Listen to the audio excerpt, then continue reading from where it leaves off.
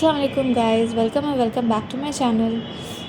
तो जैसे कि आज हम लोग मरहून मेहंदी यूज़ कर रहे हैं। जैसे कि आप लोगों ने थंबनेल को देखा ही होगा और उसे पढ़ लिया होगा कि आज हम लोग मरहून मेहंदी से एक बहुत ही प्यारा सा खूबसूरत मंडाला डिज़ाइन लगाएंगे।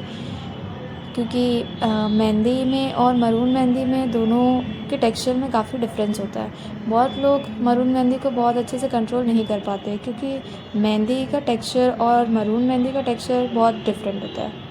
मरून मेहंदी बिल्कुल जेली लाइक होती है, तो वो कभी कभी ऐसे ही अजीब सा बहुत ज़्यादा निकल जाता है और वो फैल भी बहुत जल्दी जाता है। और लगाने पर ये लगाने में बहुत ज़्यादा इजी होता है, क्योंकि अगर आपको कभी जल्दी कहीं जाना है, अचानक ही आपको कहीं जाना पड़ गया है और आपको एकदम एंड मोमेंट पे लगाना है और इंस्टेंट कलर चाहिए, तो उसके लिए मैरून मेहंदी बहुत बेस्ट होती है। तो इसलिए आज हम मेहंदी ऐसे लगा रहे हैं। जैसे पहले पहले आप लोगों ने देखा कि मैंने जैसे कि आप लोगों ने पहले ही देखा कि मैंने जब पहली बार स्पाइरल बनाया तो वो उतनी अच्छी बनी नहीं। क्योंकि हम जब नॉर्मल मेहंदी लगाते हैं ना, तो वो हम कैसे भी एंगल पे रख कर के आराम से लगा सकते हैं, तो वो उसका कोई प्रॉब्लम नहीं होता इतना ज़्यादा। मगर जब आप मरून मेहंदी लगा रहे होते हैं तो आपको कोन को बिल्कुल 90 डिग्रीज़ पे रख के और फिर लगाना पड़ता है, ताकि वो अच्छे से निकल पाए, उसका पेस्ट अच्छे से निकल पाए और आप अच्छे से डिज़ाइन को शेप दे पाए। वरना तो डिज़ाइन को शेप देने में बहुत प्रॉब्लम आएगी। जैसे मैं आपको एक एक ट्राई करके बता रही हूँ कि जो शेप शुरुआत में मैंने बनाई है लीव्स की, वो आप देख सकते हो वो बिल्कुल इतनी अच्छी नहीं बनी है। क्योंकि वो जाके सब कुछ मिल गया है। और दूसरा बात आपको ये भी ध्यान रखना पड़ता है कि मरून मेहंदी में हमेशा ही आप थोड़ा अच्छा गैप छोड़े। जब आपका कलर आएगा तो वो अपने आप बहुत सुंदर डिज़ाइन बनकर आएगा। मैं भी देखे काफ़ी गैप छोड़ रही हूँ, इसलिए क्योंकि आप नॉर्मल मेहंदी लगाएंगे तो वो फैलती नहीं है इतनी जल्दी। मगर आप जब मरून मेहंदी लगाते हैं तो उसका कलर ना आहिस्ते आहिस्ते बाहर की तरफ फैलने लगता है और वो खुद भी बहुत जल्दी फैलने लगता है। ठीक है, क्योंकि उसे सूखना होता है। वो बहुत इंस्टेंट मेहंदी है, तो वो 10 मिनट में सूख जाती है और कलर भी काफ़ी अच्छा देती है। मैं बाद में लास्ट में अपनी मेहंदी का कलर के साथ जो कलर आया है उसका पिक्चर इसके साथ में, इस वीडियो के साथ में ही डाल दूँगी। आप सब देख सकते हैं कि कितनी अच्छी मेहंदी का कलर आएगा। तो लास्ट में I am sorry, avoid my voice because क्योंकि मुझे थोड़ी सी ज़ुकाम हो गई है, तो इस वजह से थोड़ा अजीब लग रहा है वॉइस। बाकी मैंने सोचा कि आप लोगों को ये वीडियो काफ़ी हेल्पफुल करेगी। आप हमेशा हमेशा हमेशा ये याद रखें कि जब भी आप मैरून मेहंदी के साथ डील कर रहे हो और उसे लगा रहे हो, तो हमेशा अपना कोन को 90 डिग्रीज़ के एंगल पे रख कर ही लगाएं, क्योंकि ये निकलने में काफ़ी, वरना तो शेप आने में आपको बहुत प्रॉब्लम होगा, ढंग से शेप नहीं आ पाएगी।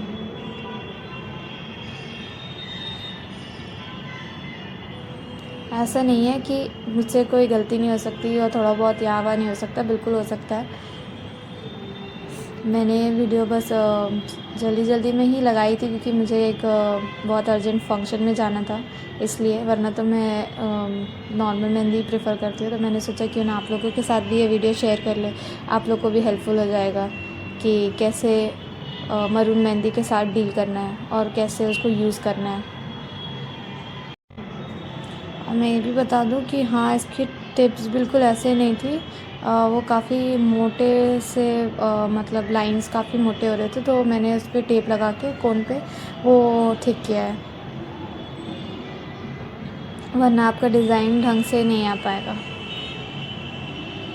तो बेटर होगा अगर आपको बहुत पतले पतले डिज़ाइंस लगाने हैं, तो आप पहले जो उसका मेहंदी कोन का पहले जो टिप दिया हुआ है ऑलरेडी, उसे थोड़ा काट के उसके बाद उस पर टेप लगा के उसको अपने अकॉर्डिंगली जैसे भी पतला करना है, जितना भी पतला चाहिए आपको, वो आप कर लें। तो उससे क्या होगा कि डिज़ाइन बहुत एक्यूरेट और बहुत अच्छा बैठेगा।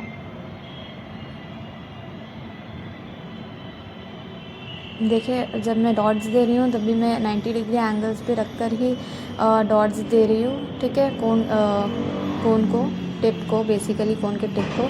और मैं एक बार आपको दिखाऊंगी भी कि अगर 90 डिग्री एंगल्स पे रखे बिना अगर हम लोग ऐसे पॉइंट्स देते हैं तो वो कैसे एक्यूरेट नहीं बैठेगा। दिस इज़ फॉर बिगिनर्स, जो लोग मतलब पहली बार ही मरून मेहंदी के साथ डील कर रहे हैं, तो उन लोगों को ये काफ़ी हेल्पफुल होगा। आई होप कि ये हेल्पफुल। मैं ऐसे एंड पे वीडियो डालने वाली हूँ, एक नॉर्मल घर की लाइटिंग के साथ में और एक बाहर की आउटसाइड लाइटिंग के साथ। तो अभी मैं बिल्कुल पास आपको एक डिज़ाइन लगा कर दिखाऊँगी और दिखाती हूँ कि वो कैसे मेस्ड अप हो जाता है। देखिए ये डिज़ाइन मैं इतने पास लगा रही हूँ, ये पूरा ऐसे मेस्ड अप हो गया, बिल्कुल कुछ भी नहीं दिख रहा है। ठीक है, तो हम लोग थोड़ा गैप करके लगाएंगे, तो जिससे क्या है कि जो डिज़ाइन आप लगा रहे हैं वो बहुत प्रोमिनेंटली दिखेगा।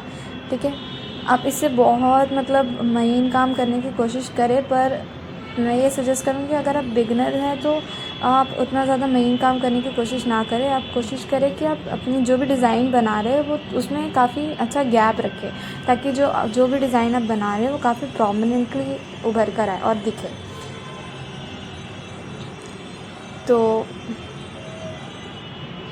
वैसे मैं एक और बात कहना चाहूँगी, ये बिल्कुल वीडियो से रिलेटेड नहीं है, पर ये आज की बात है। जब जैसे मैंने बताया मुझे कहीं जाना था, तो खैर मैं काफ़ी वीडियोस देख रही थी, पर मेरे फीड में ना बार एक ही वीडियो आ रही थी। वो तारे, मेरे हिसाब से आप लोगों की फीड में भी वो आई होगी, तारे ज़मीन की वीडियो थी, जहाँ पे आमिर खान ईशान अवस्थी के फादर को ये बताते हैं कि एक आइलैंड होता है, वो आइलैंड का बेसिकली नाम मुझे भी याद नहीं आ रहा है। तो वो आइलैंड होता है, वहाँ पे लोगों को जब पेड़ काटना होता है ना, तो वो लोग उस पेड़ को काटते नहीं हैं, बल्कि सबको मिल के वहाँ पहुँच जाते हैं और उसे बहुत बुरा भला बोलते हैं, उसे बुरी बातें बोलते हैं, उसे वो बताते हैं कि वो बिल्कुल वर्थ इट नहीं है, जिससे वो पेड़ कुछ दिन में खुद ही मुरझा जाता है और उन्हें वो पेड़ काटने की ज़रूरत भी नहीं पड़ती है, वो खुद ही ख़त्म हो जाता है और उन्हें ज़्यादा मेहनत भी नहीं करना पड़ता है। तो वही कहना चाहता था कि बेसिकली ये बात मुझे बहुत ज़्यादा ऐसे रिलेटेड, और मुझे लगता है कि